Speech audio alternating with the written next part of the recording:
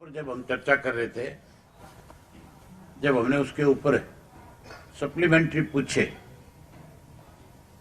तो मिनिस्टर ने कोई जवाब नहीं दिया और स्पीकर ने भी मिनिस्टर को इस बात के लिए एक बार वाद्य नहीं किया कि आपसे इतने लोगों ने सप्लीमेंट्री पूछे हैं, अब आपकी जिम्मेवारी बनती है कि आप उस पर रिप्लाई करें। बिना रिप्लाई किए बिना पहला कॉलिंग अटेंशन ऐसा था जिसपे मंत्री का कोई रिप्लाई भी नहीं आया। इसका मतलब सरकार जो है अपने गलत फैसले को छुपाना चाहती है। उसी तरह से कल मुख्यमंत्री ने हमारी किसी बात का जवाब देने की बजाय लगातार पिछली सरकारों में भर्तियों में क्या होता रहा, कैसे भर्तियां हुई, किस किस को भर्ती किया गया, 2017 की बात, 2013 की बात कर रहा था, 17 कैंडिडेट के ऊपर उंगली उठा रहा था।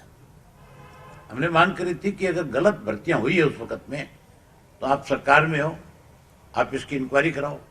ये इंक्वायरी भी आप किसी सिटिंग जज को सौंप दो ताकि उस वक्त में अगर किसी ने गलत किया है तो उन लोगों के खिलाफ भी कार्रवाई हो।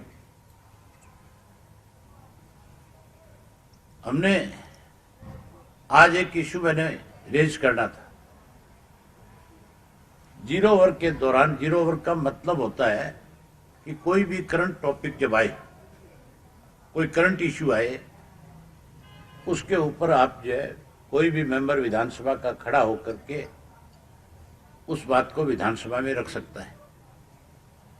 मैंने कई दफा स्पीकर से रिक्वेस्ट करी कि एक बहुत महत्वपूर्ण इश्यू है, मुझे उसके ऊपर सदन को अवगत कराना है, आप मुझे समय दो।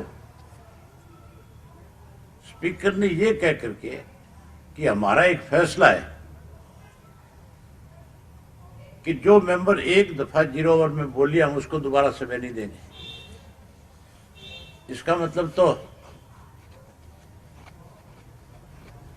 हम कहते थे कि प्रजातंत्र प्रणाली में और विधानसभा का सत्र जब होता है विशेष रूप से उसमें इस बात को लेकर के बारी बारी से कहा जाता है कि भी हर मेंबर को बराबर का अधिकार है अपनी बात कहने का। हम तो लोगों के मुद्दे उठा रहे थे। मैं कौन सा मेरे हल्के की बात कर रहा था। मैंने तो मुद्दा जो उठाना था पेंशन को लेकर के उठाना था। जो एक सम्मान पेंशन चौधरी देवीलाल जी ने शुरू करी थी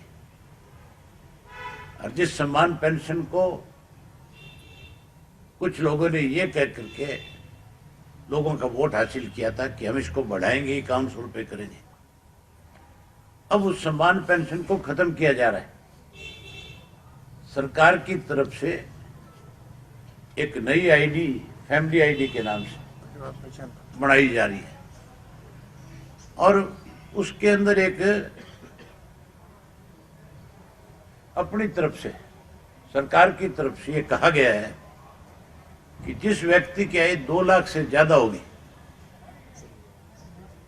उसको पेंशन नहीं मिलेगी। चौधरी देवीलाल ने जब ये सम्मान पेंशन बनाई थी उस वक्त किसी की आय नहीं देखी थी, किसकी इनकम क्या है। उस वक्त उन्होंने सिर्फ और सिर्फ उम्र देखी थी कि जिसकी उम्र 65 वर्ष होगी उसको 100 रुपये माहवार पेंशन दी जाएगी। इन्होंने उसके ऊपर 2 लाख की कंडीशन लगा दी। पूरी दुनिया में कहीं पे भी कोई भी पेंशन दी जाती है उसके ऊपर कहीं पे भी आय नहीं देखी गई। वहां पे भी हर जगह उम्र के हिसाब से जो जिस कंट्री के अंदर जितनी उम्र रखी गई है उस उम्र का होने के बाद उसको सरकार की तरफ से पेंशन दी जाती है।